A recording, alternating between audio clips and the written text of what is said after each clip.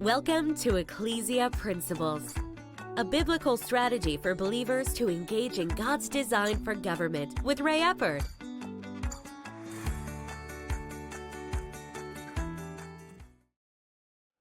Hello, glad you could join us again today. We're talking about another principle. We started it yesterday, and we call that principle, the Ecclesia principle, results-based reality. Results-based reality. Now, we talked yesterday about how Jesus talked in Luke chapter 7 that wisdom is justified by its children. In that being that wisdom, it functions and it works properly. The results, it shows the wisdom in that. Now, today I want to look at another verse, Matthew 12, verse 33. And we'll get into again more about contrasting this results-based reality to what we're largely facing in our culture today. Our culture today is not dealing with a results-based reality.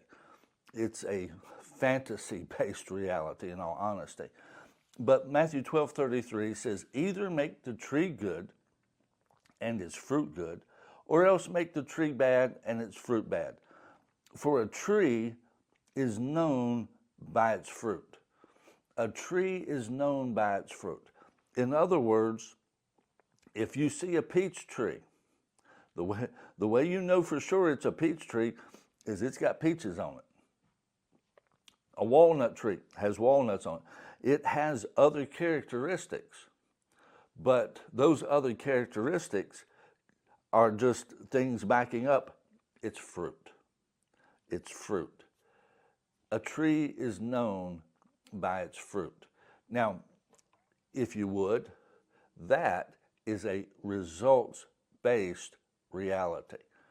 The way people put it sometimes, if it looks like a duck, walks like a duck, quacks like a duck, it's a duck. Results-based reality. Our current culture, and it really began in the 60s as far as this phase of it. Now, there were parts of getting it there that started before that, but I don't want to get into all of that right now.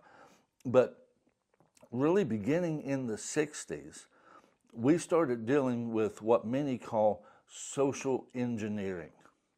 There are people that since the 60s have been trying to engineer our society to be something other than it is. If you would, the most organized efforts, I'll go back a little bit further, but the modern educational movement really began back in the late 1800s. And the design of those that founded it, if you would, there was little to no public education. Almost everything was private and Christian. Some just private, some Christian. But it was all private for the most part. Now, with that, what the agenda was to remove God from education. That started in the late 1800s. And it was designed also to remove the voice of the church from education. Wow, has anybody seen anything lately regarding education that could tell us how well they have done in their agenda? That's pretty much where we are today. It's taken them almost 140 years, but again, back in the 60s, the social engineering, they made some great advancements for their cause. And by that I mean they took prayer out of the school. They began to remove the Word of God from the marketplace, to begin to remove the Word of God from education. All those things created an acceleration in removing God from education, in removing the church's voice from education. All that was a part of it, because at that juncture, they had made progress, and then the social engineers came along and said, yes, this works with us. And the efforts were, if you would, doubled. You had multiple groups at that point working on it. And they succeeded in a number of things. And they have systematically been removing all the things that were a part of the culture of America, its values, its views, and so forth. And I'm not saying everything about America was right. Do not misunderstand me. It wasn't. There were improvements that needed to be made, but we didn't need to throw the baby out with the bathwater, as they say. We needed to fix those things, but we needed to fix them consistent with the biblical foundations that our nation had. But the social engineers, they have thrown out everything that they can in relationship to God. Now, with this, again, either make the tree good or make it bad, because the tree is known by its fruit. Now, the thing of it is, and I'm going to use the African American population here, going back to the 60s, and I'm not attaching this to the civil rights movement, I'm attaching it to Lyndon Johnson's Great Society. Because if you would, in politics, there's often trade-offs. And if you would, Kennedy wanted civil rights. The Republicans wanted civil rights.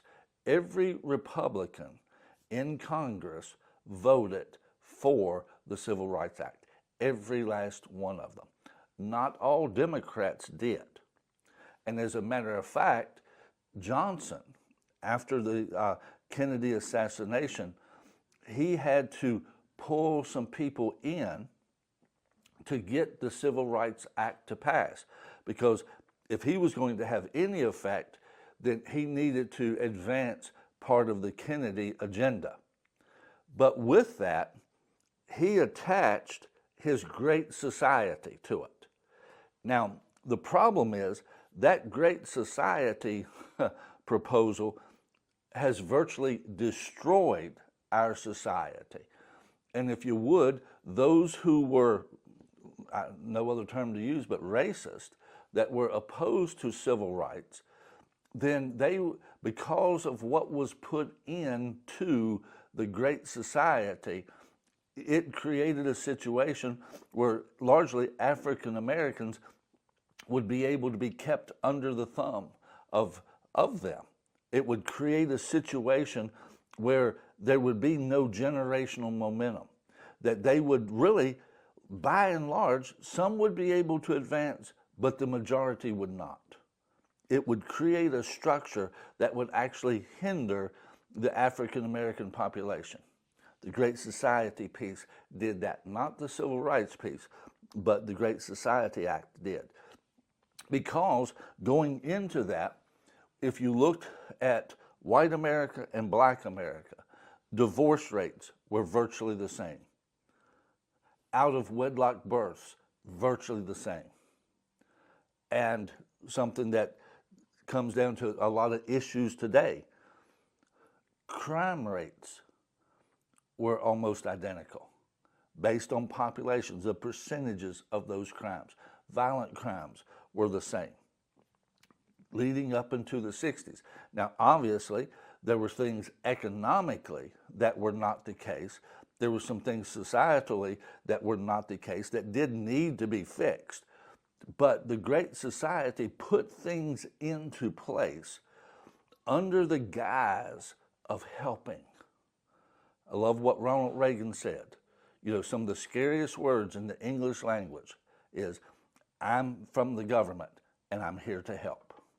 The Great Society was, quote, supposed to eradicate poverty, and all it has done is increase poverty within particularly the African American population. It has increased poverty because of its approach. It was designed to create, let's pass the civil rights, everything will look good, but let's in reality keep these people down here. We'll create a bigger divide. And it has impacted the African American community to such a degree that now divorce rates, out of wedlock births, crime rate, there's no comparison. Now, the sad part of it is most people living today don't go back and look at what the statistics were. They think that, oh, there's just, the black population's a problem. They're this, they're that. That was part of the design, is to create that division, and we don't need to do this, we don't need to do that. But it was the Great Society that Johnson implemented that destroyed the black community, that moved it from a place, same statistics, virtually, very little difference at all, except in economic income, that they created that situation. That tree is bad. That tree is bad. You look at the inner cities of America today, the policies that have been being applied within those cultures are destroying the families, it's destroying their culture, it is destroying everything. But at that point, oh no, we need to help, we need to help. If it isn't helping, then it's not help. Results-based reality. If things continue to get worse, then what you're doing is not helping. There are some, I do honestly believe, care and are deluded in the idea of this approach will work. But what we have to be able to do is look at what are the results. If the results are creating more and more problems, then the policy is bad.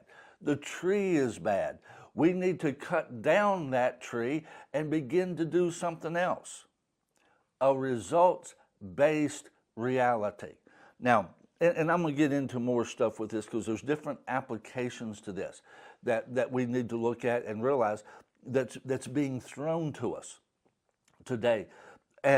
But so much of what is being presented to us today has more of the emotional appeal.